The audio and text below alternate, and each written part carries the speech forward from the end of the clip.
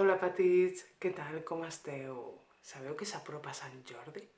Aprofitant aquesta data, m'agradaria poder compartir amb tots vosaltres un conte. Aquest conte es diu La faula de l'eriçó.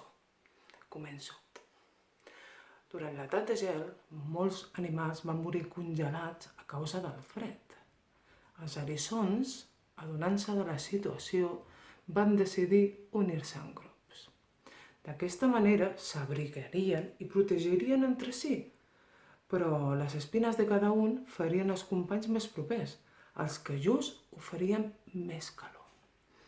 Per tant, van decidir allunyar-se els uns dels altres i van començar a morir congelats. Així que van haver de fer una elecció. O acceptaven les espines dels seus companys o desapareixien de la terra.